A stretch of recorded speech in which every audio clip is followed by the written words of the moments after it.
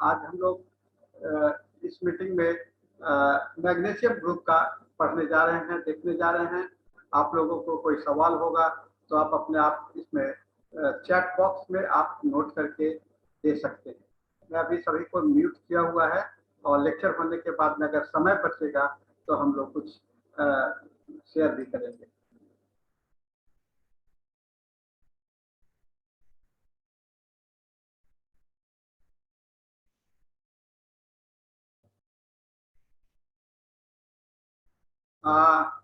साथियों, जैसा कि मैंने कहा कि मैग्नीशियम मैग्नीशियम कहते ही हमारे दिमाग में कुछ बातें आती हैं, और जो मैं एज ए होम्योपैथी डॉक्टर होने के नाते मैग्नीशियम ग्रुप को हम लोग हमेशा पेट से रिलेट किया करते हैं, और अक्सर मेंटल लेवल पर बात करते हैं तो जो हम लोग सोचते हैं कि मैग्नीशिया जो ग्रुप है मेडिसिन, वो खास करके वैसे लोगों के लिए है जो तिरस्कृत हैं, जिनको समाज में उचित स्थान नहीं मिला है, उन पर मैग्नीशियम। आइए वास्तविक स्थिति क्या है इसके विषय में हम लोग आज जानने का प्रयास करते हैं।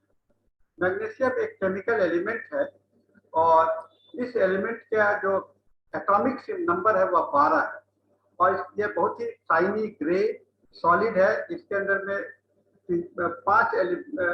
पांच एलिमेंट से ये सेकेंड कॉलम में है। ग्रुप 2 एल्कलाइन अर्थ मेटल के नाम से ये जाना जाता है, और पीरियोडिक टेबल के ग्रुप 2 एलिमेंट्स के रूप में इसमें होते हैं। इसके element have same electron configuration in the outer circles and similar crystal structures. तो कई एक दवाओं से मिलता जुलता, कई एक एलिमेंट से मिलता जुलता है, लेकिन इसकी अपनी अपनी पहचान है। और पृथ्वी पर कहा जाता है कि नाइन्थ सबसे ज्यादा पाए जाने वाला एलिमेंट है।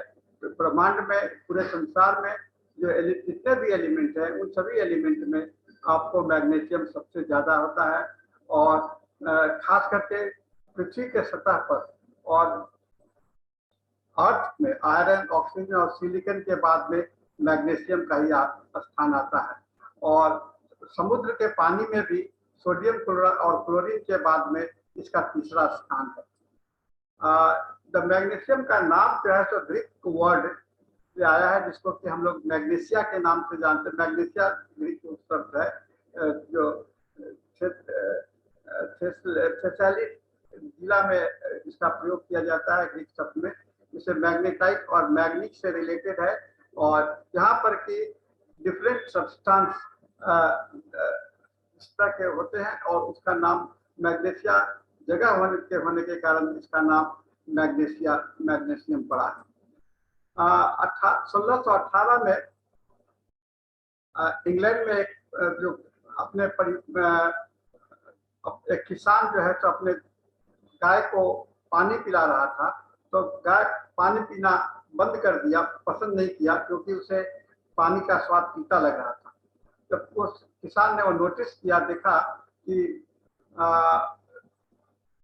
उसके शरीर पर कुछ रैश है, और मैंने कुछ घाव जैसा हो गया, कुछ खरोच है, और इसीलिए इसको हम लोग एप्सम सॉल्ट करते हैं, यानी कि शरीर पर टच करता है तो ये इन्फ्लेम करता है और स्प्रेड करता है, और इसको हाइड्रेट मैग्नीशियम सल्फेट के रूप से यह पहचाना गया।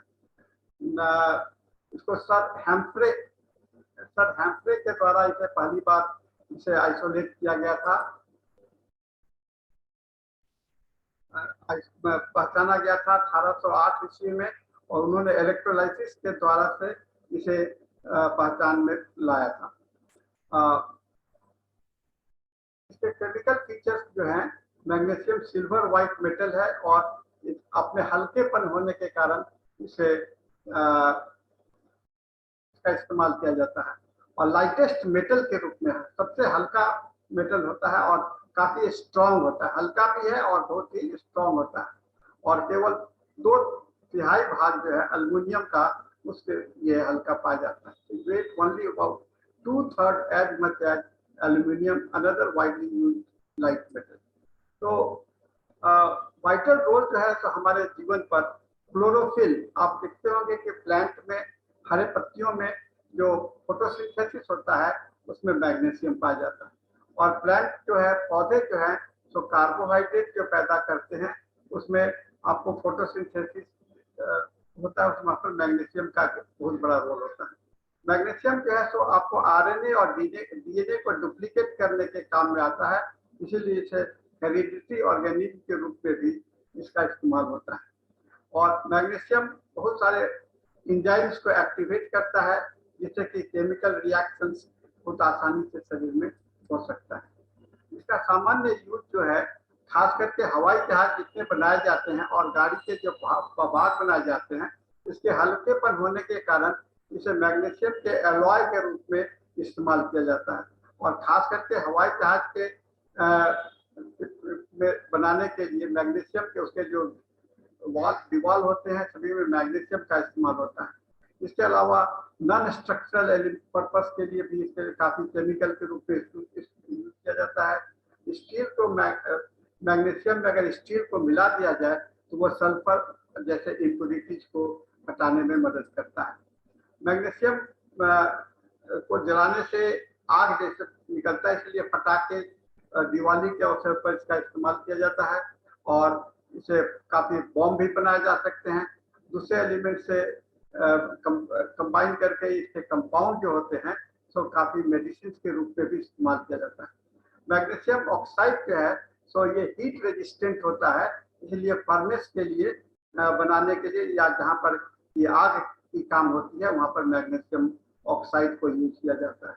और मैग्नीशियम का बहुत सारे कंपाउंड चमड़ों को सफाई करने में, टेक्सटाइल को डाइंग में, सीमेंट बनाने में, फर्टिलाइजर बनाने में और मटेरियल इंसुलेटिंग एलिमेंट्स के रूप में इसका इस्तेमाल किया जाता है।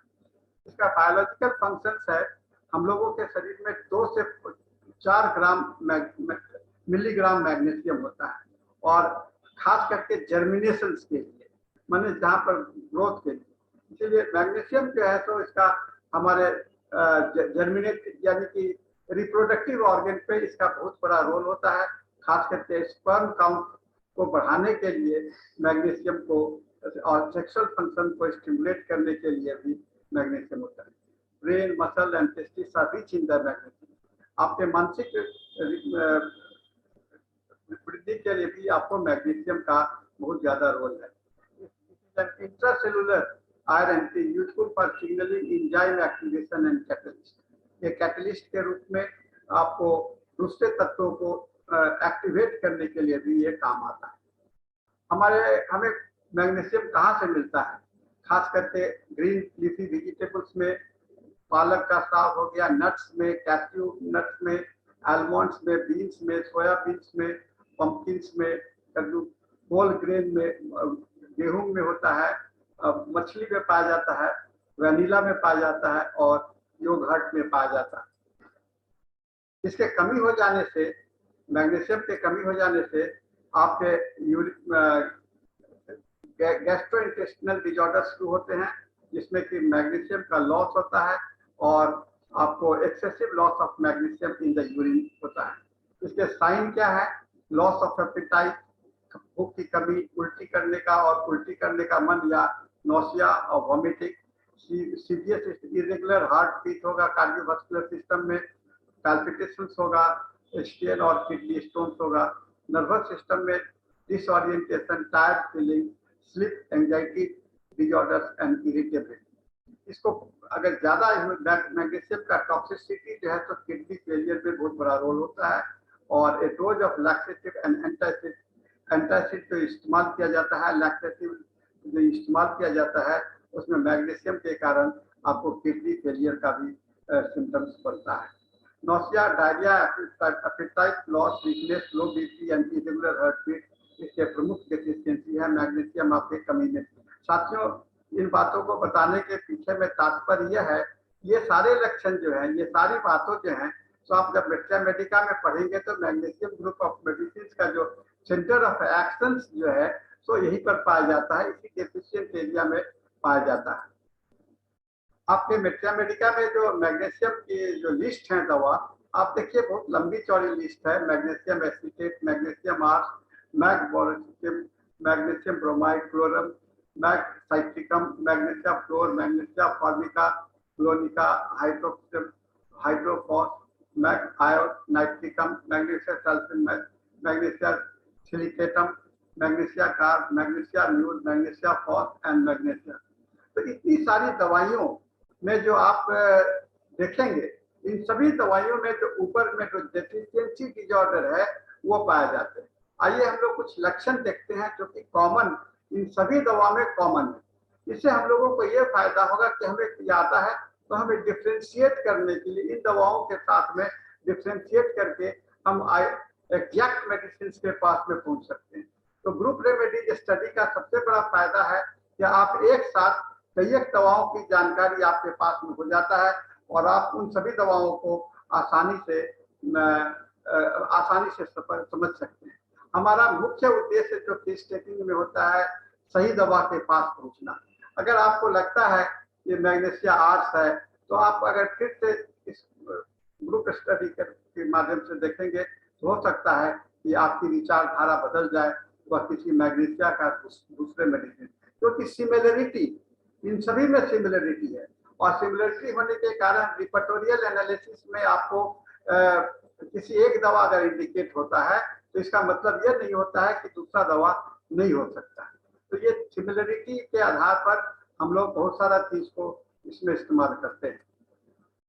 इसका जो कैरेक्टरिस्टिक्स फीचर है, इसके शरीर काफी मजबूत होते हैं, हट्टे कट्टे होते हैं, ये फेयर फ्लैपी होते हैं, इसके स्किन जो होते हैं, चमड़े होते हैं, थोड़ा हल्के पीले रंग के होते हैं, पॉपी होता है, थोड़ा सूजा जैसा होता है, ऑयली एंड वैक्सी होता है, तेला और स्लो हीलिंग एंड स्कार। इसके मैग्नीशिया की कमी से, जैसा कि हम लोगों ने देखा था, कमी से आपको घाव जल्दी सूखते नहीं है और स्कार बन जाते हैं। तो ये आपको बहुत इंडिकेशन है। आपके रिपोर्टरी में एक रूब्रिक्स है, heal tendency to slow, slow tendency to heal, wounds heal tendency to slow. उसमें देखिएगा अन्य दवाओं के साथ में मैग्नीशिया ग्रुप के भी कुछ दवा का है। चमड़े बहुत ढीले हो जाते हैं, खास करके उम्र के पहले आपके चमड़े ढीले होने लगेंगे, लैक्स करने लगते हैं।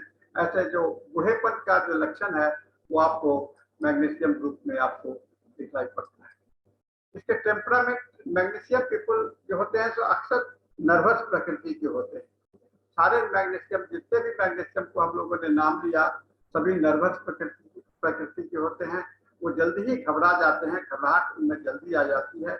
आप नर्वस टेम्परामेंट में आएंगे तो आपको रोगी आपके सामने में बैठा हुआ है और आप महसूस कर सकते हैं कि वह वास्तव में वह कॉन्फिडेंट है या घबराया हुआ है। ये नोटिस करना चाहिए हम लोगों को केस टेकिंग करते समय में, क्योंकि उसको नोटिस करने से आप दवा के बहुत सारे कैरेक्टरिस्टिक्स फीचर के पास में आप पहुंच सकते हैं। कैरेक्टरिस्टिक्स फीचर के पास में पहुंचने के लिए आपको रोगी के साथ में बैठ करके उसके बात करने का तरीका, उसका व्यवहार, बैठने का तरीका, उसको बोलने का तरीका सभी का इम्पोर्टेंट होता है। लक्षण कुछ बोलता है, वह किस तरह से बोलता है, वह उसको इस बात को प्रभावित करता है कि वह वास्तव में वह कैसा ये है। ये जनरली ये पेशेंट जो होते हैं चिल्ली होते हैं और हमेशा ठंडे से काफी इनका कष्ट बढ़ता है। इनके माइल्ड जो है तो ये सोरिक माइल्ड जो होते हैं।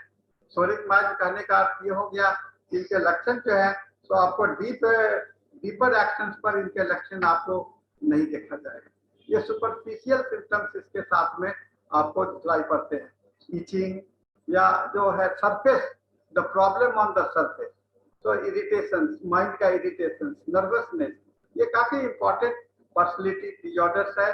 खास करके ये पर्सनैलिटी डिसऑर्डर आपको अकेला रहने के कारण या समाज से परित्यक्त, कहते हैं कि अनाथ बच्चों के लिए मैग्नीशियम बहुत अच्छा दवा है, लेकिन हमें ये सोचना पड़ेगा कि मैग्नीशिया फॉस दे, मैग्नीशिया कार्ब दे, मैग्नीशिया म्यूल दे, इसके लिए हमें फिर डिफरेंशियल ग्राउंड पर हम लोगों को जाना पड़ेगा।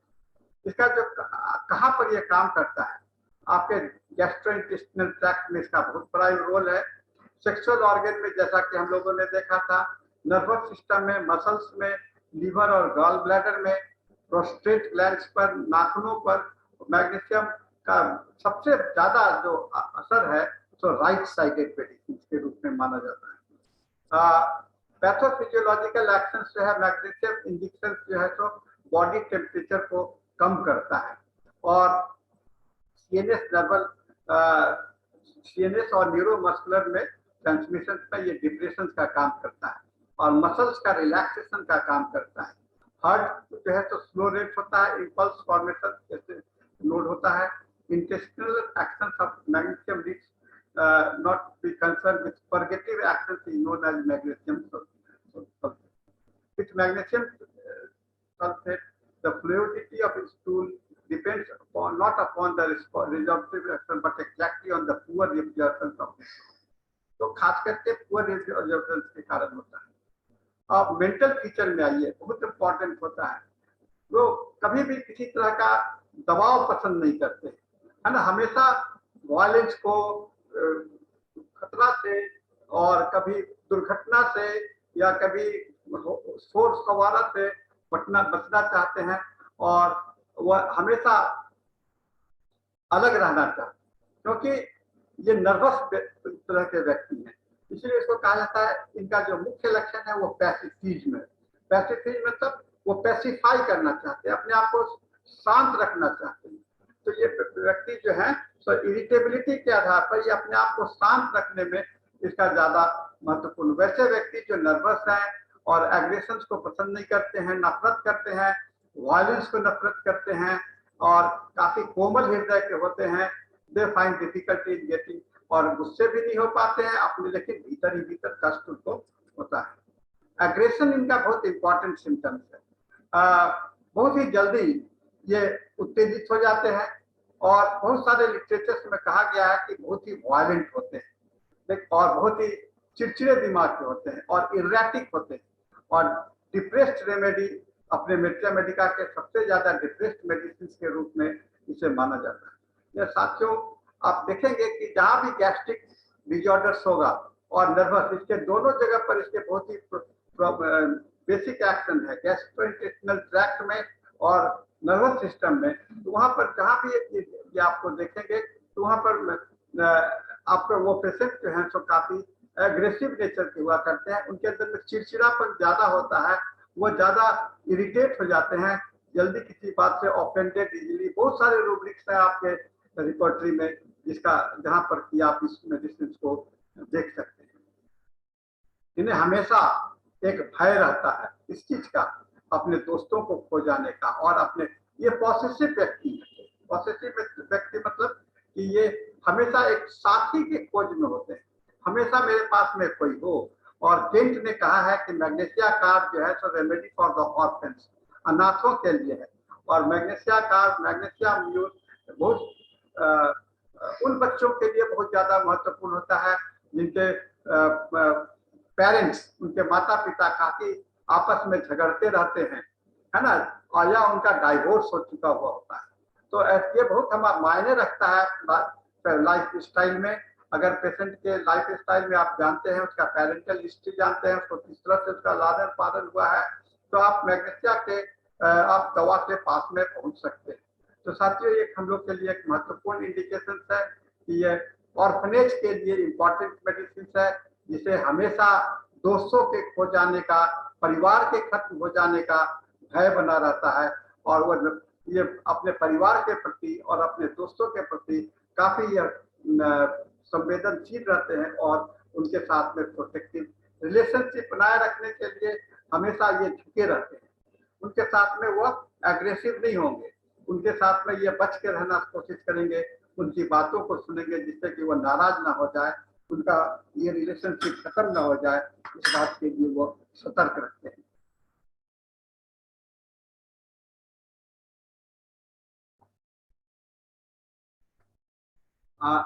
रिप्रेस और एक इंटरनल इनसिक्योरिटी, आपको देखिएगा निट्रम ग्रुप के मेडिसिन में भी इंटरनल इनसिक्योरिटी बहुत हुआ करता है।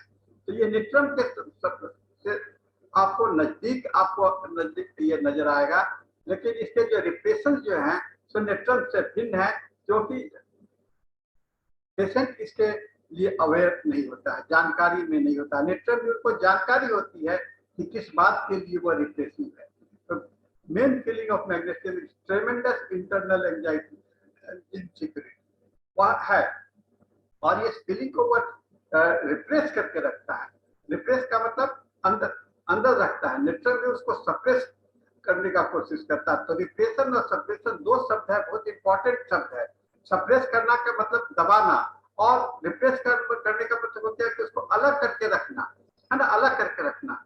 अब उस साथ में है, उसके साथ में जी रहा है, उसके साथ में है, नेट्रम युद्ध को हमेशा दबाने का कोशिश करता है। ये बड़ा अच्छा डिफ्रेंशिएशन है नेट्रम और मैग्नेशिया के बीच में, आप देख सकते हैं।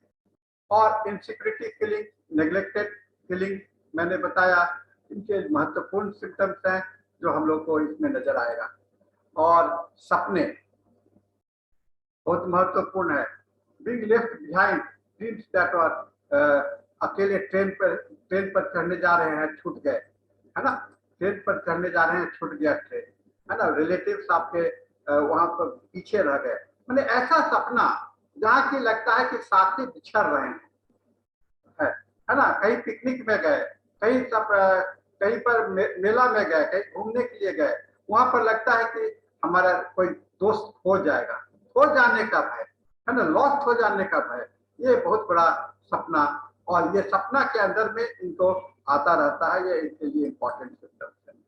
These features are tremendous anxiety, insecurity, need से प्रोटेक्शन, हमेशा इन्हें प्रोटेक्शन की आवश्यकता होती है, नरिशमेंट की आवश्यकता होती है, और strong repressive emotions in the organ, one who has no one to protect him, who can he can fight.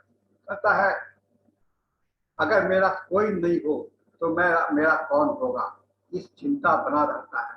मैं दुनिया में अकेला कैसे जी पाऊंगा, मैं दुनिया में अकेला कैसे रह पाऊंगा। सारे मैग्नेशिया ग्रुप में यह कॉमन सिम्टम्स है। इस चीज को हमको ध्यान में रखना चाहिए, और इसको डिफ्रेंशिएट करके आप सही दवा के पास में पहुंच सकते हैं। आपको मैं बताया ये राइट साइडेड मेडिसिन है, दाहिना साइड में ज्यादा, इसके दाहिना साइड कहने का मतलब ये ज्यादा लेफ्टिस्ट जो होते हैं सब बड़ा स्ट्रॉन्ग माइंडेड होते हैं, राइट साइडेड जो होते हैं तो बहुत स्ट्रॉन्ग माइंडेड नहीं होते हैं। तो राइट साइड करने का मतलब है इनमें टॉलरेंस है, सबमिसिवनेस है। लेफ्टिस्ट लोग बड़ा जिद्दी टाइप के होते हैं, लेकिन ये राइट साइडेड मेडिसिन है। इनके पीरियोडिसिटी बहुत इंपॉर्टेंट होता है, निश्चित समय पर कोई लक्षण आएगा, निश्चित समय पर कोई जाएगा।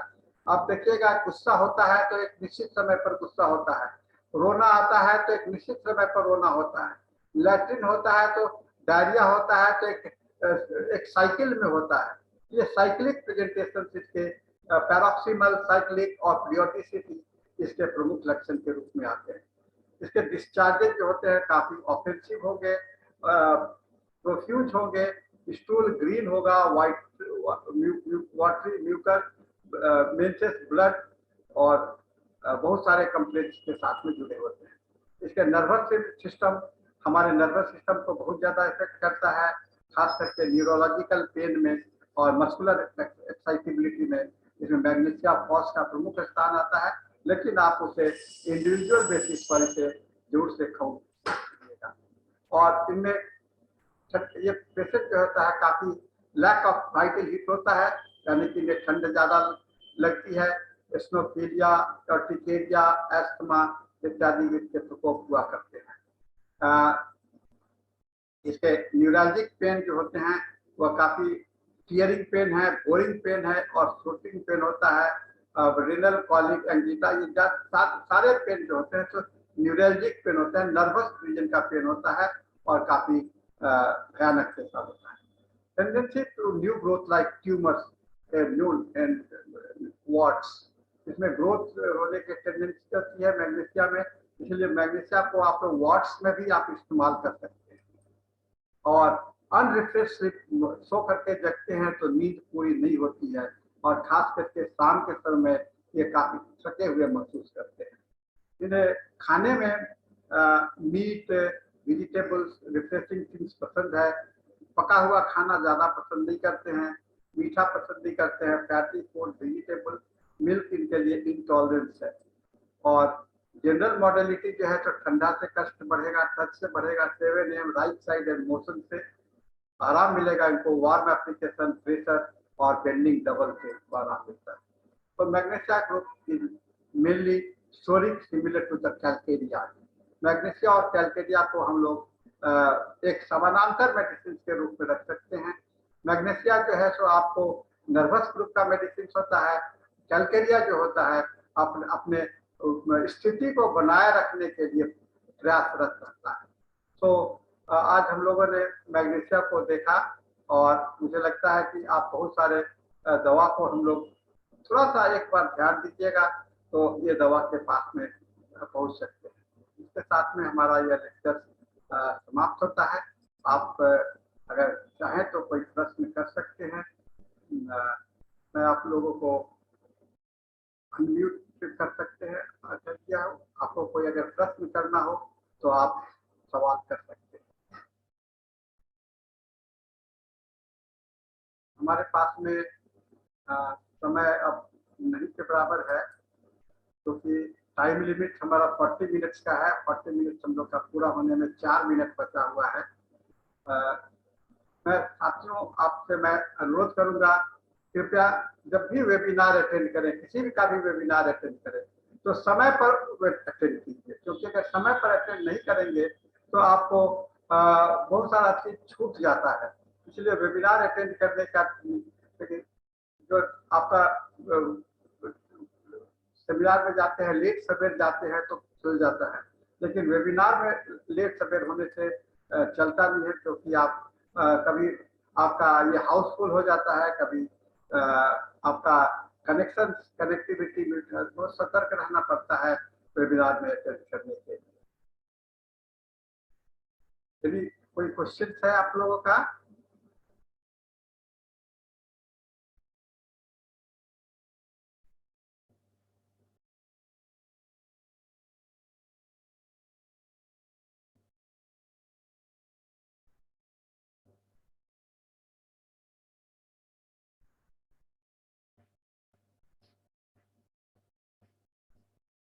हम लोग प्रत्येक मंगलवार को मिलते रहेंगे। हम लोग प्रत्येक मंगलवार को यहाँ पर मिलते रहेंगे।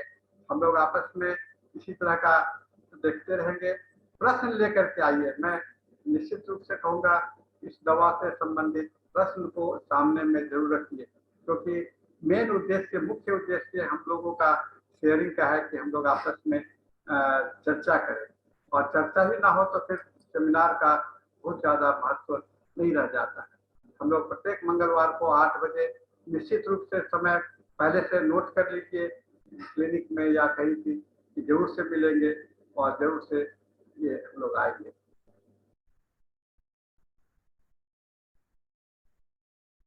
तो मुझे लगता है कि आप लोगों का कोई सवाल नहीं है, तो इस समय हमारे पास में अब 1 मिनट बचा है, मात्र 1 मिनट बचा हुआ है हम लोग। तो मैं अगले मंगलवार तक के लिए आपसे विदा चाहता हूँ, और हम लोग अगले मंगलवार को फिर मिलेंगे नए सब्जेक्ट के साथ में। थैंक यू, धन्यवाद, और सभी को शुभ रात्रि।